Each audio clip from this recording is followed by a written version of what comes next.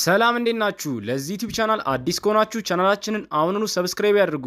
እናም እንደተለመደው ቪዲዮ ላይክ በማድረግ ጀምሩት። ይመቻችሁ።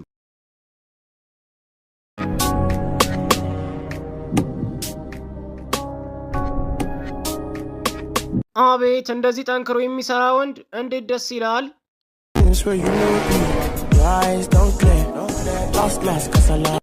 እንዴ ይሄ ቅድም የጉልበት ስራ ሲሰራ የነበረው ሰው አይደል እንዴ? ፋርማሲ ደግሞ ምን ይሰራል?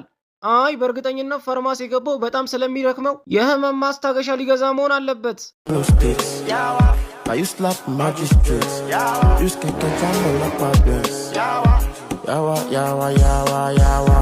አንቺ ባይገርምሽ ይሄ ሰውዬ እኮ ሁሌ ከሰራ በኋላ ከሰዓት እዚህ ፋርማሲ ይመጣል።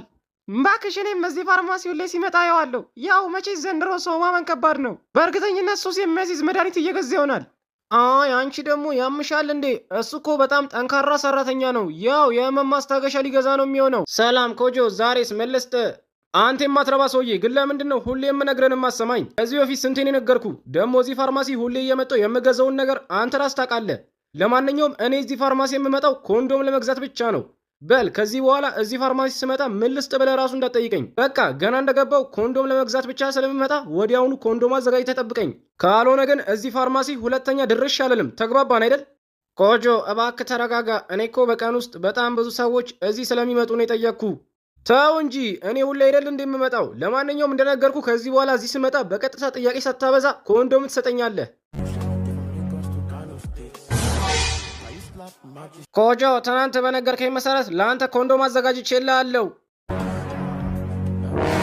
እንካ ኮንዶምን መውሰድ ትችላለህ። እንዴ ኮጆ ምንድን ነው? ሰላም ነው ፓስተር፣ እንዴት ነህ?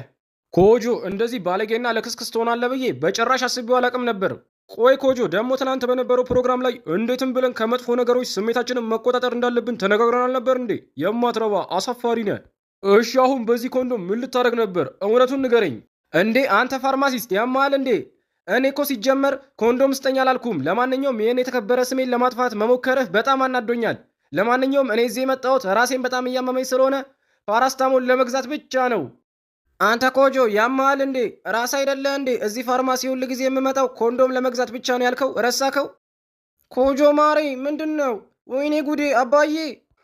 እንዴ በጌታ ስም አንቺ ቅድም ከጓደኞቼ ጋር ቸርች ልሄድ ነው ብለሽ አልነበር ከቤት የወጣሽው?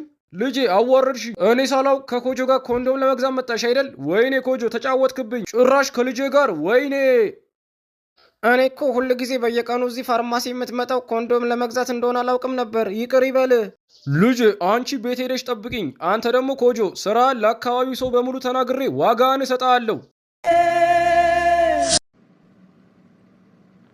ውዴ ነገ ማለት ነው ጡት ማስያዣ መግዛት ስለምፈልግ ጡት ማስያዣ መግዣ ብር ስጠኝ።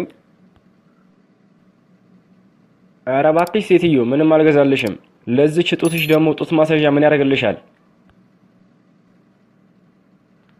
ኧረ እባክህ ታዲያ እንደዛ ከሆነ አንተ ስለምንድን ነው ፓንት ገዝተህ የምታደርገው?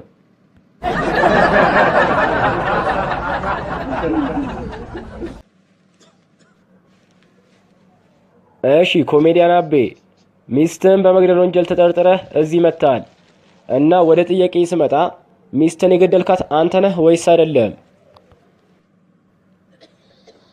ያው ክቡር ዳኛ ሚስቴን የገደልኳት እኔ ነኝ።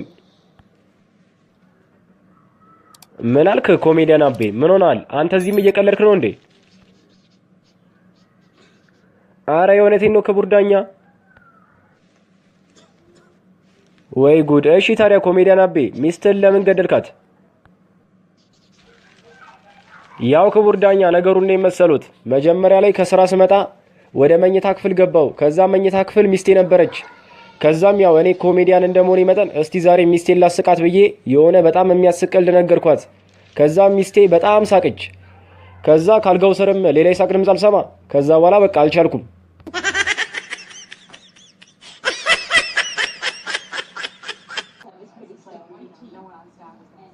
ውዴ ከመገባታችን በፊት እኮ ምን እንዳለህ እኮ አልነገርከኝም። ምን አለ? አይ ፍቅሬ እኔማ 3 ባጃጆች፣ 5 መኪናዎች፣ 7 ሲኖትራኮች ሌላ ደግሞ ወይኔ ውዴ እነዚህ ሁሉ መኪኖች ያንተ ናቸው?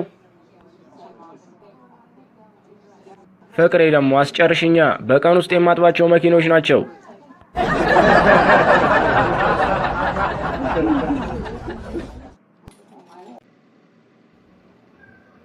አረ ዶክተር ባል እንዴት ነው? የሸምሱ ሚስት በሚያሳዝን ሁኔታ ባልሽ ሊሞት 3 ቀን የቀረው።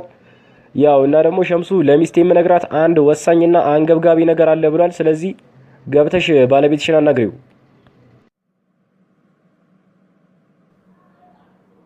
ወይኔ ሸምሱ ማሬ፣ በቃ አንተ እኔ ልትለየኝ ነው። ይኸውልሽ መዘባረቁን ተይና አሁን የምነግርሽን አንገብጋቢውንና ወሳኙን ነገር በደንብ አዳምጪኝ። እሺ ማሬ፣ ምንድነው ወሳኙና አንገብጋቢው ነገር? ያው ማሬ፣ አንገብጋቢውና ወሳኙ ጉዳይ በምንም ተአምር ቢሆን እኔ ቀብር ላይ እንዳትገኚ።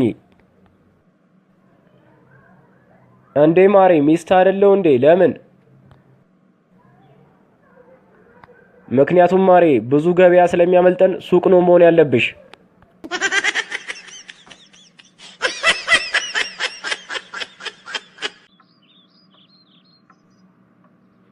አንተ ልጅ በዚህ በጠዋት ቆይ፣ የት ሄደህ ነው?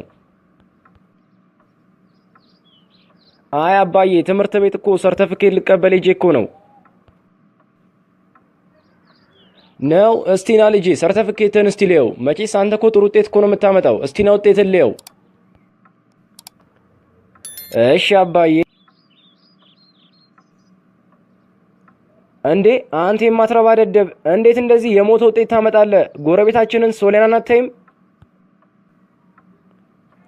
ኧረ አባዬ የእሷን እያየሁ አንዴ እንደዚህ አይነት ውጤት ያመጣሁት።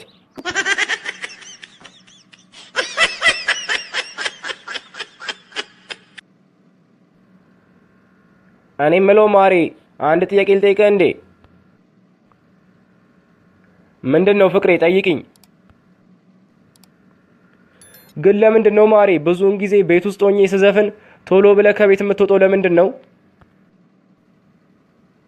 ያው ማሬ ጎረቤቶቻችን እኮ አንቺን የደበደብኩሽ መስሏቸው ፖሊስ እንዳይጠሩ እኮ ስለምፈራ ነው።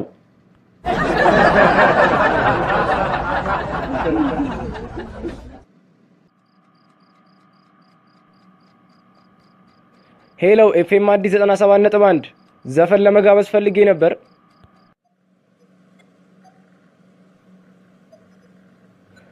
እሺ የዕለቱ ተረኛ አቅራቢ ሮቤል ነኝ።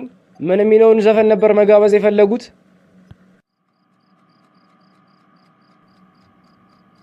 ያው ነይልኝ ነይልኝ የሚለውን ዘፈን ነበር መጋበዝ የፈለኩት።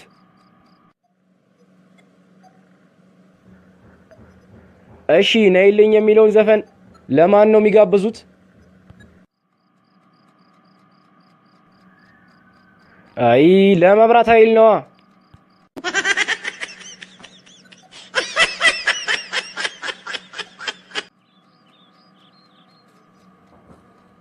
እኔ የምለው ውዴ ብር እኮ ፈልጌ ነበር፣ ብር አሰጠኝም እንዴ?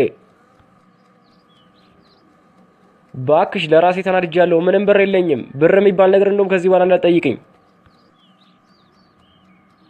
እሺ ማሬ አንድ ጥያቄ ብቻ ልጠይቅህ። ይኸውልሽ ስለ ብር ብቻ እንዳትጠይቅኝ ነግሬሻለሁ። እኔ የምለው ፍቅሬ ጭር ያለ ቦታ ታውቃለህ እንዴ? ጭር ያለ ቦታ መግባት እፈልጋለሁ። አይ ውዴ ይሄንን ነው እንዴ ጥያቄ ልጠይቅህ ያልሽኝ? ለማንኛውም ችግር የለውም። ጭር ያለ ቦታ መግባት የምትፈልጊው? አዎ ማሬ። በቃ ኪሴ ውስጥ ግቢያ።